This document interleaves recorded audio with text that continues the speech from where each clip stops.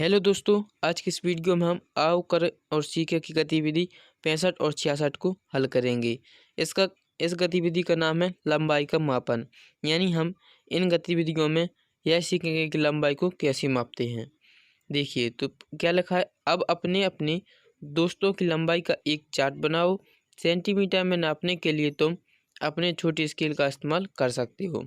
हमें क्या करना है, जो हम अपने दोस्तों के नाम लिखेंगे उनकी लंबाई को नापना है और सेंटीमीटर में नापने के लिए हम अपने छोटे स्केल का इस्तेमाल कर सकते हैं। तो देखिए हमें एक चार्ट बनाएंगे अपने दोस्तों की लंबाई का। यहाँ पर हम एक चार्ट बनाना है। देखिए सबसे पहले क्रमांक लिखे हैं और फिर नाम। यहाँ पर हम दोस्तों के नाम लिखेंगे, फिर उसके आगे लिखा है मीटर में, यानी लंबाई को लिखेंगे और लंबाई ऐसे बताएंगे कि भाई मीटर से ज़्यादा है या उसके बराबर है या उससे कम है। तो यहाँ पर हम लिखेंगे कि लंबाई कितनी है 1 मीटर से। फिर यहाँ पर लिखेंगे कि 1 मीटर से कितनी सेंटीमीटर कम है या ज़्यादा। तो तीसरे वाले डिब्बे में हमें यह बताना है कि भाई लंबाई यदि ज़्यादा है तो वह कितने सेंटीमीटर ज़्यादा है, कम है तो वह कितने सेंटीमीटर कम है। देखिए जैसे पहले नंबर पर एक दिया है शंभू, नाम लिख दिया उन्होंने शंभू।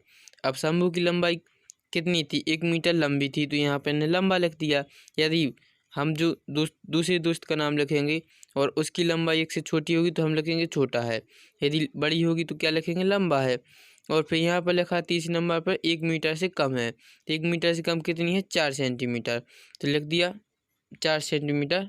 शंभू की लंबाई ज़्यादा थी तो 4 सेंटीमीटर ज़्यादा है, यदि कम होती तो लिखते 4 सेंटीमीटर कम है। दूसरे नंबर पर अब हमें लिखना है, तो हम अपने एक दोस्त का नाम लिखते हैं। जैसे हमने लिखा मोहन, आप अपने दोस्त का नाम लिखें और उसकी लंबाई का माप करें। देखिए जैसे हमने लिखा मोहन, तो उसकी लंबाई कितनी है, वह 1 मीटर से ज़्यादा है, 1 मीटर से ज़्यादा लंबा है, तो यहाँ पर हम लिखेंगे लंबा।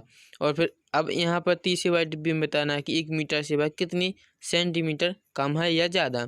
देखिए यहाँ पर हमने लिखा लंबा है 1 मीटर से, तो अब बताएंगे कितने सेंटीमीटर लंबा है, तो वह 5 सेंटीमीटर ज़्यादा लंबा है। तो इस आखिरी वाले डिब्बे में लिखेंगे 5 सेंटीमीटर ज़्यादा है।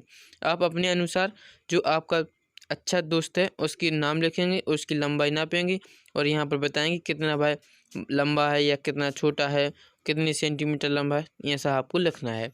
फिर हमने तीसरा नंबर लिखा राजू, तो राजू की लंबाई कितनी है, राजू 1 मीटर से छोटा है, तो हम दूसरे नंबर पर लिखेंगे छोटा है। और तीसरे वाले डिब्बे में लिखेंगे यह कितनी कम है या कितनी बड़ा है, तो 3 सेंटीमीटर कम है 1 मीटर से। फिर चौथे नंबर पर दोस्त का नाम लिखा सुरेश, सुरेश की लंबाई कितनी है, यह 1 मीटर के बराबर है। तो अब 1 मीटर के बराबर है तो आखिरी वाले डिब्बे में क्या लिखेंगे, कुछ नहीं, क्योंकि उसमें तो क्या लिखना था, हमें यह लिखना था कि भाई 1 मीटर से कितने सेंटीमीटर कम है या ज़्यादा है, तो यहाँ पर हम लिखेंगे भाई बराबर है। अब 5वें नंबर पर अगले दोस्त का नाम लिखते हैं। जैसे हमने लिखा रोहन, तो रोहन की लंबाई बताएंगे, तो रोहन जो है 1 मीटर से लंबा है, तो यहाँ पर हम लिख देंगे लंबा। और आखिरी वाले डिब्बे में लिखेंगे वह कितना लंबा है, तो वह 1 मीटर से 6 सेंटीमीटर ज़्यादा लंबा है। तो इसका सही जो आखिरी वाले डिब्बे में लिखेंगे 6 सेंटीमीटर से ज़्यादा। फिर 6वें नंबर पे अगले दोस्त का नाम लिखते हैं। हमने लिखा सुनील, तो सुनील की लंबाई बताएंगे, सुनील की लंबाई कितनी है, वह 1 मीटर से सुनील भी लंबा है। सुनील कितना लंबा है 4 सेंटीमीटर, तो आखिरी वाले डिब्बे में लिखेंगे 4 सेंटीमीटर ज़्यादा है। तो इस तरह से हम इस गतिविधि में एक चार्ट बनाएंगे जो अपने दोस्तों की लंबाई का होगा। फिर हम अगली गतिविधि को देखते हैं। अगली गतिविधि है 66वीं, इसमें भी हमें लंबाई का मापन करना है।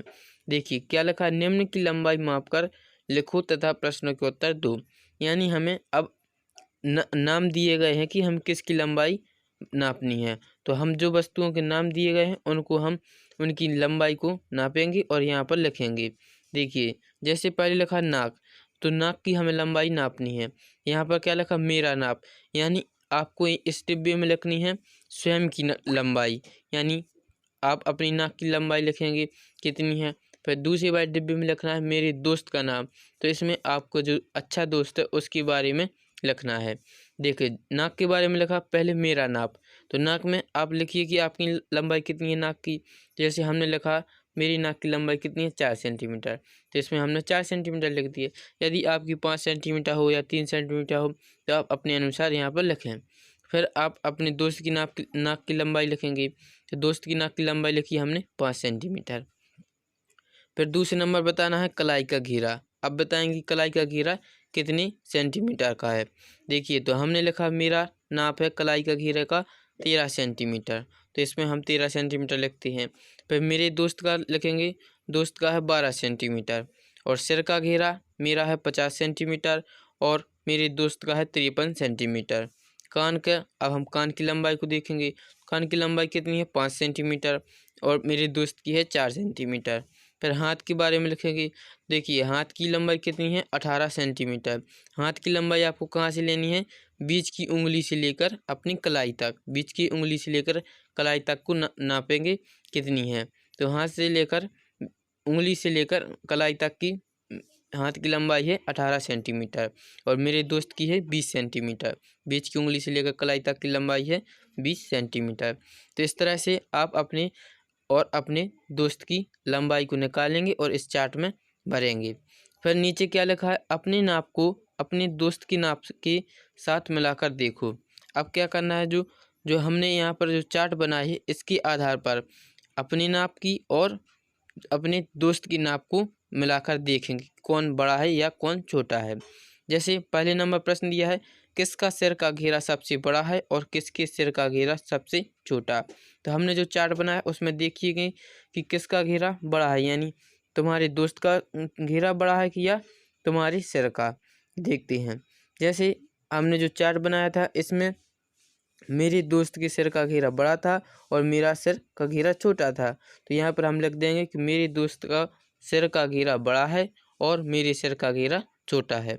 ऐसे ही आप लिखें। यदि आपने जो सारणी में अपने अनुसार बनाया है वैसे लिखें। जैसे आपने लिखा है कि मेरा सिर छोटा है और सिर का घेरा छोटा है और दोस्त का बड़ा है, तो आप लिखेंगे मेरे दोस्त के सिर का घेरा छोटा है और मेरे सिर का घेरा बड़ा है।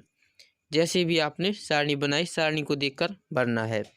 फिर दूसरा प्रश्न पूछा गया, किसका हाथ सबसे लंबा है।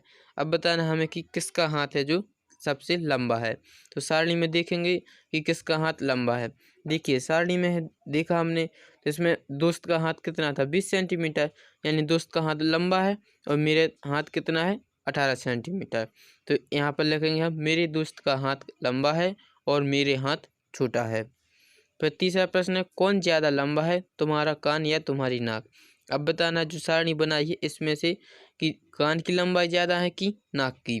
तो देखिए हमने जो सारणी बनाई इसमें कान की लंबाई ज़्यादा है। कान की लंबाई कितनी है 5 सेंटीमीटर और नाक की है 4 सेंटीमीटर। तो लिखेंगे कान की लंबाई ज़्यादा है और नाक की लंबाई कान से छोटी है।